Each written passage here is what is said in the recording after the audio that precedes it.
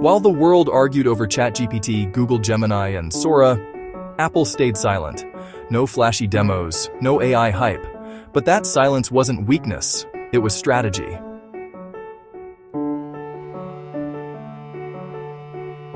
Because right now, Apple is building something far bigger.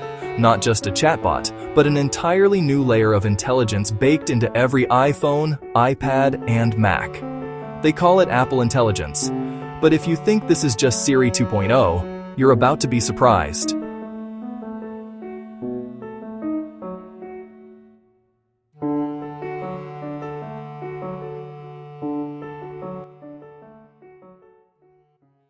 Apple never plays the short game.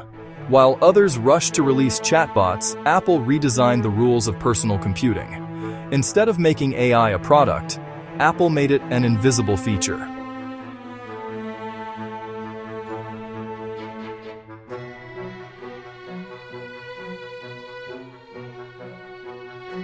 Their idea is simple. AI shouldn't live in an app. It should live inside your device, quietly, privately, and always working for you. So how does it actually work? And why does Apple believe its version of AI is safer, smarter, and more personal than everyone else's? Apple isn't competing on model size, it's competing on trust. Unlike OpenAI or Google, Apple AI keeps your data local whenever possible. Every rewrite, every image generation, every suggestion happens on device using Apple Silicon.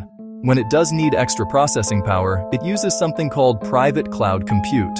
Apple's own secure servers, not public clouds. It's AI with no leaks, no ads, no data harvesting. But here's the question: can privacy and power really coexist?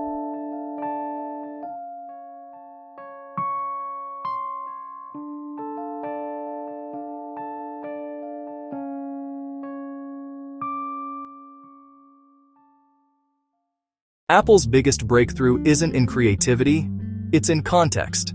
Its models can pull data from your messages, calendar, photos, and emails, and then generate responses that actually make sense for you. This is the moment AI stops being generic and starts becoming personal. But if your phone suddenly knows everything about you, how far will Apple take that power? For creators, Apple AI quietly delivers something game-changing. Built-in writing tools that fix tone and clarity, image generators that create thumbnails, and Genmoji, custom emojis built from your own imagination. It's not a separate AI app, it's part of Pages, Mail, Notes, and Photos, meaning millions of users will start using AI without realizing it. And when billions of Apple users start doing that, who really owns the future of everyday creativity? Critics say Apple is late to the AI race. But Apple isn't racing, it's building the track.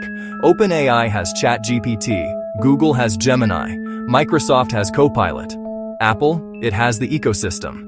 Every iPhone sold becomes a node in Apple's AI network, a global privacy-first model already living in billions of pockets. By 2026, they won't need to catch up to anyone.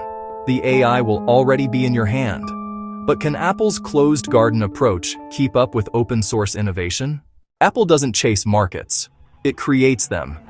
Remember when the iPhone turned phones into computers? When the App Store created an entire economy? Apple AI could be that shift, for intelligence itself. Every feature they launch, from writing tools to on-device image generation, trains people to expect smart behavior from their devices. And once users expect it, there's no going back. So what happens when AI stops being an app and becomes the operating system? Apple's strategy isn't loud, it's layered. While others compete for AI headlines, Apple is fusing AI into everything you already use, making it invisible, intuitive, and nearly impossible to escape.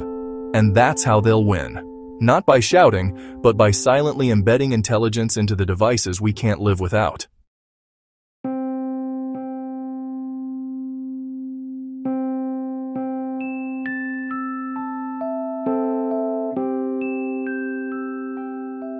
So next time your iPhone rewrites your email or designs your thumbnail, remember, that's not just Apple helping you. That's Apple AI, quietly shaping the next digital revolution.